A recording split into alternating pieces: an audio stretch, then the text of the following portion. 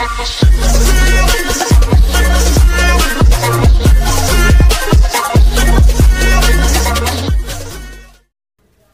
cerita bersambung Manusia Harimau dari Sumatera. Selamat mendengarkan. Yang mereka hadapi tak lebih daripada sebuah baskom putih yang sedang ukurannya berisi air putih bersih dengan 3 butir telur ayam mentah yang mengendap di dasar baskom itu. Dan apa yang dikatakan hitam memang kelihatan. Tampak ular tedung berwarna belang itu meliuk-liuk menuju kamar Erwin. Walaupun ingin melihat janjinya kepada Adam terpenuhi, Ki Ampuh merasa ngeri juga melihat ular itu menuju mangsanya. Bukan hanya itu, ia kagum pada ilmu tinggi yang dimiliki Hitam. Tiba-tiba, entah dari mana pula dia masuk, pemandangan di air itu sudah berubah. Kini di dalam suatu ruangan, di atas tempat tidur. Ular itu mengangkat kepalanya dengan lidah terjulur-julur. Erwin dan Indah tidur lelap, dibuai oleh mimpi. Tidak menyadari bahwa maut telah mengintai dan siap untuk menerkam. Mata ular itu memancarkan cahaya. Kalaupun itu mata manusia, ia bisa dianggap sebagai tanda senang dan menang.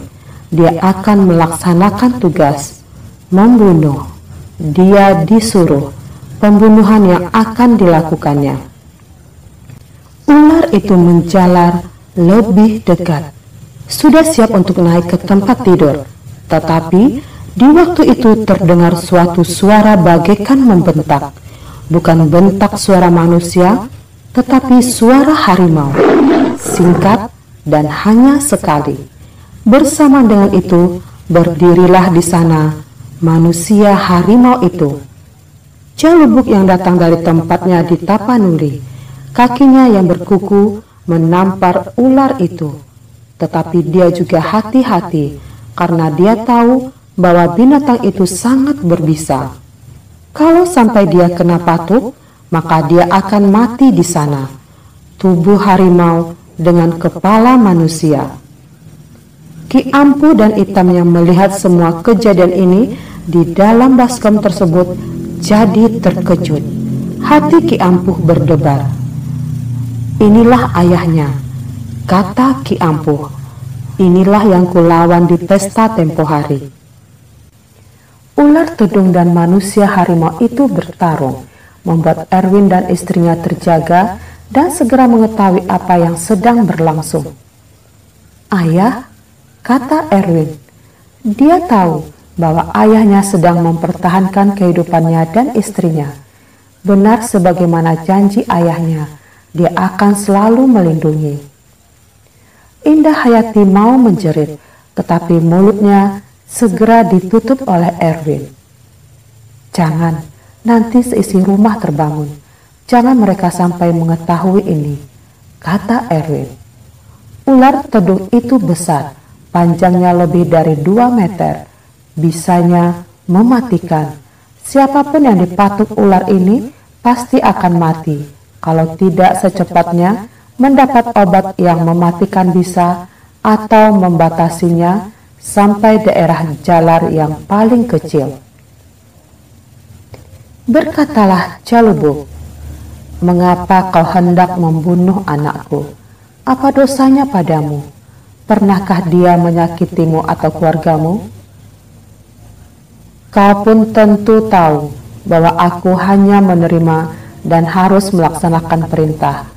Tiada pilihan lain bagiku. Kau juga begitu bukan? Jawab ular. Tidak, aku bukan pesuruh. Aku datang untuk melindungi anakku, tidak untuk menyusahkan siapa-siapa. Pergilah kau kembali ke tuanmu, kalau engkau binatang suruhan. Aku akan kembali kalau tugasku sudah selesai. Tapi kau akan jadi pembunuh orang yang tidak berdosa. Bukan urusanku tentang dosa atau tidak. Tugasku hanya membunuh. Aku tidak izinkan anak dan menantuku dibunuh. Kalau begitu, kita berlawanan tujuan. Tidak ada gunanya, bukan? Jangan kita percakapan berguna atau tidak. Aku datang untuk membunuh. Aku menyesal, ular Tedung.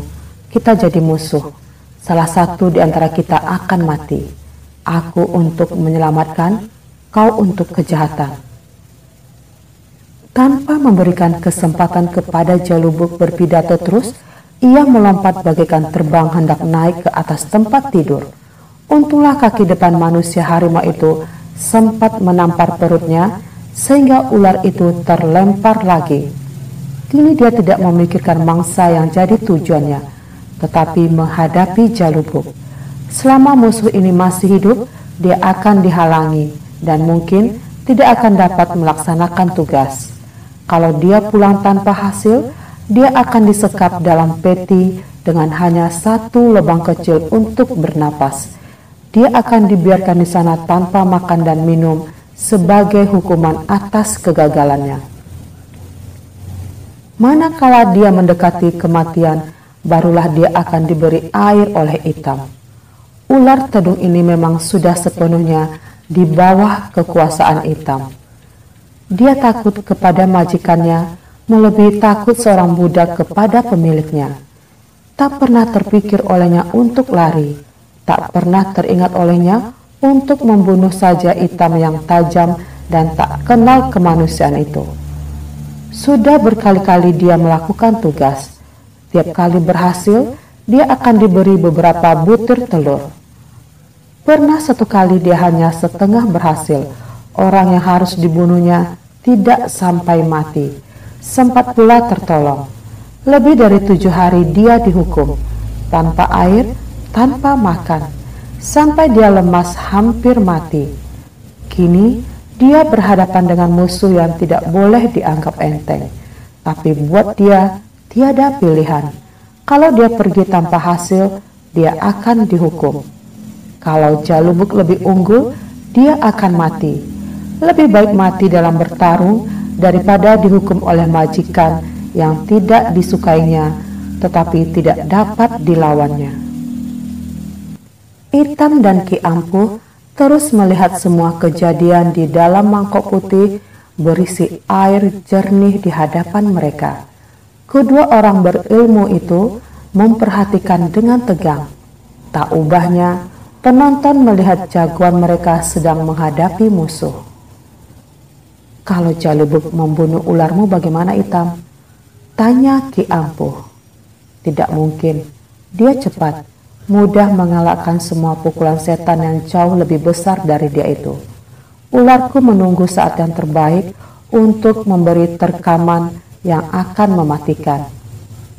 Coba Ki Ampuh bayangkan, makhluk dengan muka manusia dan tubuh harimau mati di tengah-tengah kota. Semua orang akan gempar. Kalau bangkai makhluk itu diperiksa oleh dokter, tentu akan tampak bisa yang mematikan dia. Orang-orang berilmu tinggi akan mengetahui bahwa ular itu tentu kiriman seseorang, dan orang itu adalah aku, Itam. Dia tidak akan terkalahkan. Ki Ampuh, jangan Anda khawatir, kata Itam. Pertarungan antara dua makhluk itu memang seru sekali. Entah pemburu atau orang rimba mana pernah mempersaksikan suatu perkelahian antara ular besar dengan harimau atau singa biasa. Amat jarang terjadi, tetapi pernah terjadi. Harimau yang mati oleh belitan maut yang mencekik pernapasan atau meremukkan tulang belulang seekor harimau dari 200 kilo atau bahkan lebih dari 300 kilo. Ada juga seorang pemburu di daerah Riau Daratan yang pernah menemukan dua binatang mati bersama setelah mengadakan pertarungan yang amat seru. Baru 1,5 tahun yang lalu terjadi, 2 kilometer dari tepian Sungai Siak, sekitar 15 kilometer Pekanbaru ke hilir sungai yang lebar dan panjang itu. Suatu pemandangan yang amat mengerikan dan hampir tak pernah terjadi. Harimau remuk, sementara kepala ular juga hancur di rahang mulut harimau. Dalam keadaan bersatu begitulah kedua binatang itu mati.